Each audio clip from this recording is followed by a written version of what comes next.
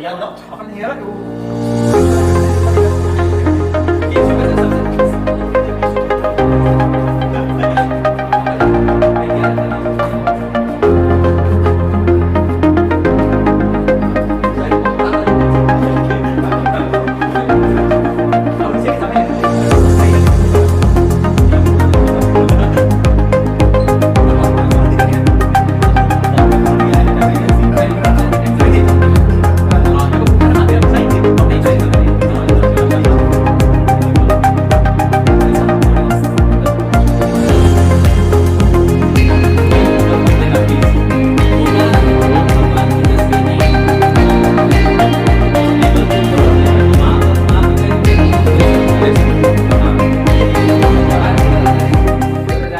आप सभी को मेरा नमस्कार और आप सभी का स्वागत है हमारे YouTube चैनल पर। जैसा कि आप देख रहे हैं, आज हमारे साथ एक यूपीएससी एस्पिरेंट और दिल्ली यूनिवर्सिटी के छात्र है दीपक पांडे, जिन्होंने दिल्ली यूनिवर्सिटी से ग्रेजुएशन किया है। आज इनसे मुखातिब होते हैं कि आपने आखिर किस प्रकार किस प्रकार रूम को मेंटेन कर रखा है। तो भैया, आपका एजुकेशनल बैकग्राउंड के बारे में बताइए। मैं दीपक किरोड़ीमल कॉलेज का स्टूडेंट हूँ और यहीं से मेरा ग्रेजुएशन और पोस्ट ग्रेजुएशन हुआ है और साथ में यूपीएससी की सिविल सर्विसेज की तैयारी चल रही है। जहाँ तक एजुकेशनल बैकग्राउंड का सवाल है, मैंने अपने स्कूली शिक्षण सेंट्रल हिंदू स्कूल से किया है। वहाँ का काफ़ी प्रतिष्ठित स्कूल माना जाता है और उसके बाद 6 से 12 तक पढ़ाई करने के बाद मैं यहाँ पर किरोड़ीमल कॉलेज में ग्रेजुएशन किया। उसके बाद मास्टर्स यहीं से चल रहा है और बस। तो आपको लगभग कितना टाइम हो गया है दिल्ली में रहते हुए? दिल्ली में रहते हुए 5 साल हो गए हैं। 2016 में मैंने एडमिशन लिया था, 5 साल हुए हैं। तो आपके दिल्ली का एक्सपीरियंस कैसा रहा है? दिल्ली में ज़्यादातर टाइम तो हमारा अपने कॉलेज में और साथ साथ इसी सब चीज़ों में बीता है। जितने भी कॉलेज के फेस्ट वगैरह होते थे, इसके अलावा कुछ जगह पे हमने घूमा भी है। तो ज़्यादातर तो कमला नगर प्लेस अपना एक्सप्लोर किया हुआ है और बाकी प्लेसेस भी हैं, लेकिन दिल्ली में ज़्यादातर नॉर्थ कैंपस के करीब ही, नॉर्थ दिल्ली में ही एक्सप्लोर किया हमने। तो जैसा कि आपने बताया कि आपने ग्रेजुएशन दिल्ली यूनिवर्सिटी से किया है, तो दिल्ली यूनिवर्सिटी का शैक्षणिक पृष्ठभूमि के बारे में बताइए हमें। दिल्ली विश्वविद्यालय में मैंने इतिहास विषय में एडमिशन लिया था और इतिहास विषय में एडमिशन लेने का उद्देश्य ये भी रहा था कि बहुत पहले से ये डिसीजन था, स्कूल में ही हमने ह्यूमैनिटीज़ से अपना विषय चुना था 11 और 12वीं में। तो वहाँ से चुनने के बाद मुझे इतिहास विषय में रुचि थोड़ी बढ़ी, तो मैंने यहाँ पे इतिहास में स्नातक किया और अभी भी उसमें मैं स्नातकोत्तर में यहाँ पे मास्टर्स कर रहा हूँ। तो ये चल रहा है अभी। तो दिल्ली यूनिवर्सिटी का मतलब शिक्षा के अलावा दिल्ली यूनिवर्सिटी में आपकी निजी व्यक्तित्व के निर्माण में आपकी क्या उनकी दिल्ली यूनिवर्सिटी की क्या भूमिका रही होगी? हाँ, ये काफ़ी अच्छा सवाल है, क्योंकि कहीं ना कहीं ये एक होता है कि हम जब अपने ग्रामीण पृष्ठभूमि से बाहर निकलते हैं। एक छोटा सा ये है कि मैं छोटा था तो उस समय अपने स्कूल में रहता, स्कूल में आने से पहले भी हम अपने गांव में रहते थे। फिर हमारा एडमिशन हुआ स्कूल में, वहाँ पे एंट्रेंस होता है वो भी अपने क्षेत्र में काफ़ी प्रतिष्ठित स्कूल है, तो वहाँ पे काफ़ी टफ़ होता है वो प्रक्रिया एडमिशन लेने की वहाँ पे। तो वहाँ पे जाने के बाद हमारे सोच थोड़ी सी बढ़ी, लेकिन वो कुएं के मेढक की तरह थी, लेकिन फिर भी वो पर्याप्त था उस समय के हिसाब से। और वहाँ आने के बाद हमने काफ़ी कुछ चीज़ें सीखी, लेकिन वो क्षेत्रीय स्तर पे थी। दिल्ली में आने के पश्चात क्या होता है कि आपको बहुत तरह तरह के लोग मिलते हैं। आपको नॉर्थ ईस्ट के लोग मिलेंगे, कश्मीर के लोग मिलेंगे, गुजरात के लोग मिलेंगे, साउथ इंडिया के लोग मिलते हैं। इससे क्या होता है, आपका सर्वांगीण विकास होता है।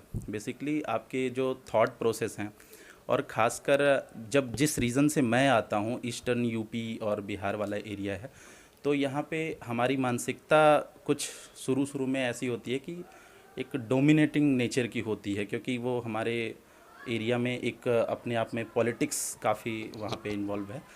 तो उस वजह से कहीं ना कहीं एक मानसिकता रहती है, पैट्रियार्की वाला एक टच रहता है हमारे अंदर।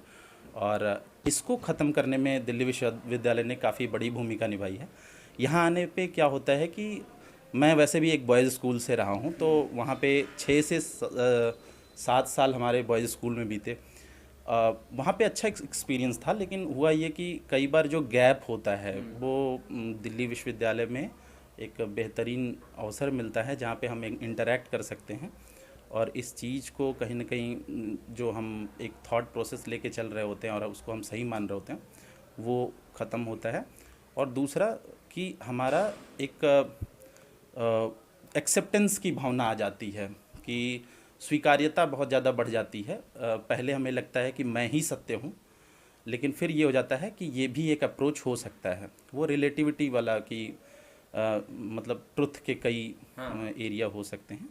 तो दिल्ली विश्वविद्यालय इस चीज़ में बड़ी भूमिका निभाता है, लेकिन ये तभी संभव है जब आप खुद में कुछ चेंज करना चाहें, वरना वैसे भी यहाँ से पढ़ाई करने वाले तो बहुत सारे लोग हुए हैं और होते आए हैं, लेकिन बदलाव ज़रूरी नहीं है कि दिल्ली विश्वविद्यालय में पढ़ कर ही आए।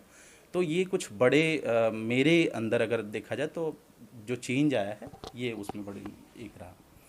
तो सबसे पहले आपको इस दिल्ली यूनिवर्सिटी के बारे में किसने बताया कि आप वहाँ जाइए, एडमिशन ले लीजिए? मैं 11th क्लास में था, तो उस समय उससे पहले तो हमने यहाँ के बारे में कभी सोचा भी नहीं था।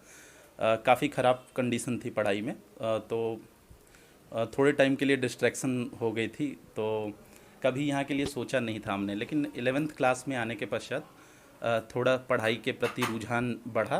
तो जब रुझान बढ़ा तो धीरे धीरे अपने सीनियर के कांटेक्ट में मैं था, वो लोग आते थे। हमारे टाइम पे केवल 2 ही 3 सीनियर दिल्ली विश्वविद्यालय में, हिंदू कॉलेज और बाकी आसपास पढ़ाई करते थे यहाँ पे, तो उनसे कांटेक्ट था। तो फिर कहीं ना कहीं मेरा भी इधर की तरफ रुझान बढ़ने लगा था, और उनसे जब मिलने के पश्चात पता चलता था कि यहाँ का सिलेबस का क्या पैटर्न है, क्योंकि मुझे कहीं ना कहीं एक ये भी था कि जिस चीज़ की तैयारी करनी थी आगे चल के सिविल सर्विसेज एग्ज़ाम की, तो उसका जो पैटर्न था जिस पे मुझे तैयारी करनी थी, तो डीयू का जो सिलेबस है वो अपने आप में अपना ऑप्शनल का जो आपका सब्जेक्ट होता है उसी के पैटर्न पे कहीं ना कहीं बहुत सारी चीज़ें मिलती जुलती रहती हैं। इतिहास में मुझे स्नातक करना था, और उसमें कहीं ना कहीं जो सिलेबस था वो वैसा सिलेबस हमारे इलाहाबाद यूनिवर्सिटी और बीएचयू में वो सारे अप्रोच उसमें कहीं ना कहीं हमें नहीं दिखाए जाते, जो कि यहाँ हमें बहुत अच्छे तरीके से देखने को मिलता है। तो एक बड़ा कारण ये था कि दिल्ली विश्वविद्यालय ही मैंने चुना कि वो आगे की तैयारी के लिए भी, प्लस यहाँ आके जो मेरे व्यक्तित्व में बदलाव आना चाहिए, एक्सप्लोर मैंने किया इन चीज़ों को। और इसमें एक बड़ी भूमिका मेरे स्कूल की प्रिंसिपल, जो हमारे इतिहास की शिक्षिका भी रही हैं, डॉक्टर नीरू बहल, जो कि अभी वहाँ की प्राध्यापिका भी हैं, तो उनका बड़ा रोल रहा है। तो ये रहा। तो डूसू के चुनाव और सत्र राजनीति पर आपकी क्या सोच समझ है?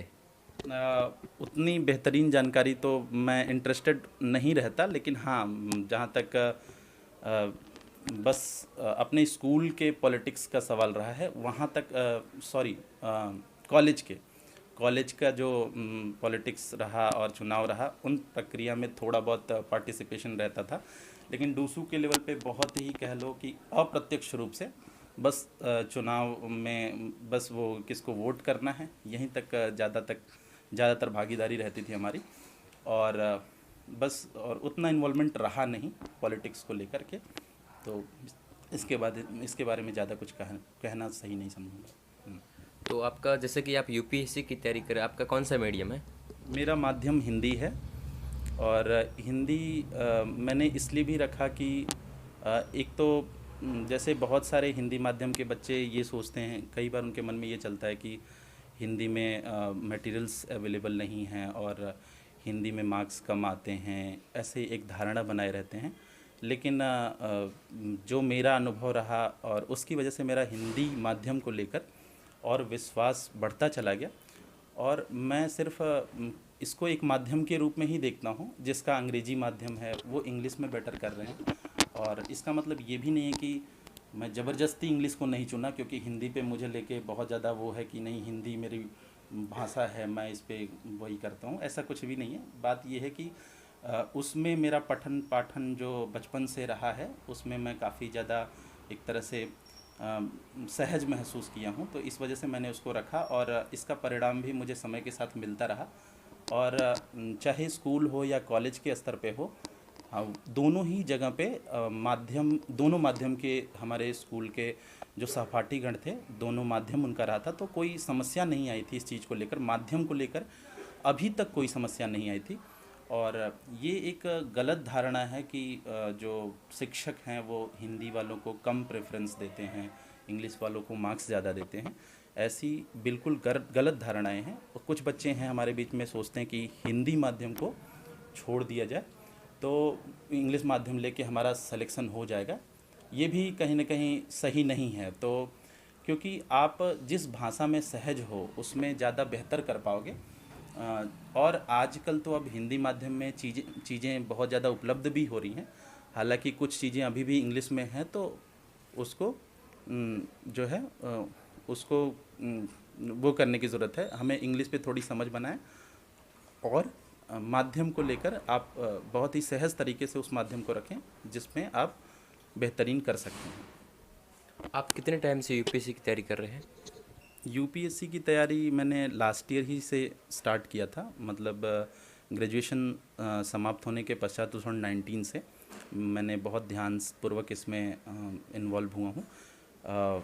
उससे पहले ग्रेजुएशन मैंने काफ़ी अच्छे से किया था और कॉलेज को बहुत बेहतरीन तरीके से मैंने टाइम दिया और उसमें, और अभी जब यूपीएससी में कर रहा हूँ तो मैं इधर ज़्यादा इन्वॉल्व हूँ अच्छे से। और मैं यही कहना चाहूँगा कि एक बार में एक काम बेहतरीन तरीके से हो सकता है। तो आप जिस वक्त जहाँ भी हैं हम उसको करते हैं तो ज़्यादा बेटर होता है कि पहले उधर मन लगा रहे, बाद में मन डिस्ट्रैक्ट नहीं होगा। तो यही है। तो आखिर आपने यूपीएससी को क्यों चूज़ किया? आपका टारगेट है ना जो। यूपीएससी को चूज़ करने का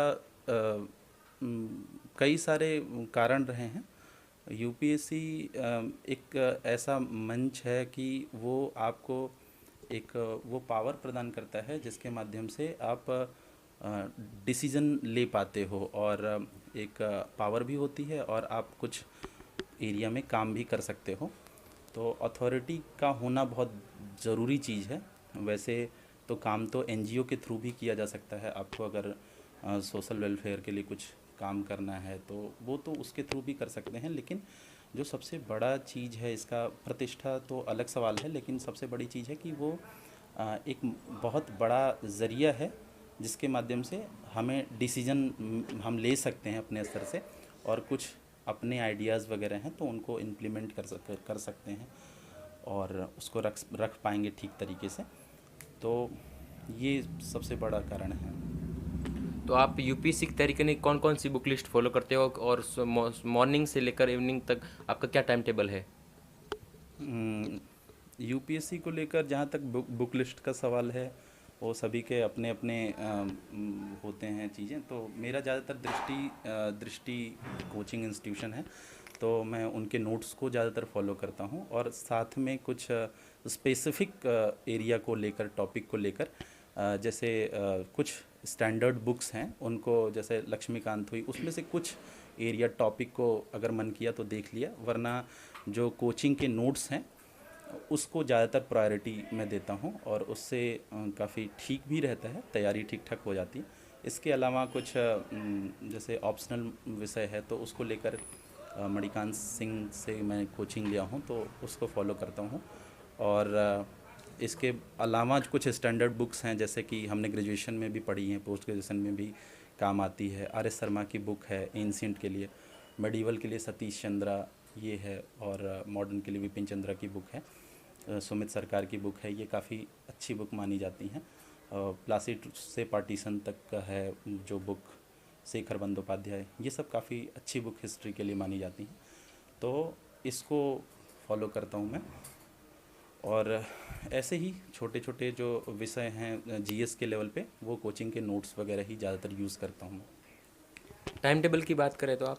हाँ, टाइम टेबल भी मेरा बहुत बचपन से ये आदत है कि मैं सुबह ही उठता हूँ। वैसे हॉस्टल में रहने वाले बच्चों की आदत नहीं होती, लेकिन हाँ मेरी आदत रही है, मैं सुबह ज़्यादातर पहले ही उठता हूँ और 6:30-7 बजे के आसपास उठता हूँ।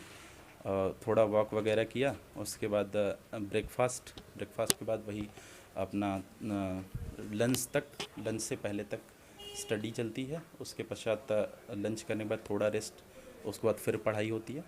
फिर शाम को अपना थोड़ा सा वॉक के लिए जाता हूँ 6 बजे के बाद। और वॉक करने के पश्चात उस टाइम पे दिन भर में जब हम पढ़ाई करते हैं उस टाइम पे अगर आपके फ़ोन पे मैसेजेस आ रहे हैं, अगर आप फ्री हो तभी उनका रिप्लाई करो।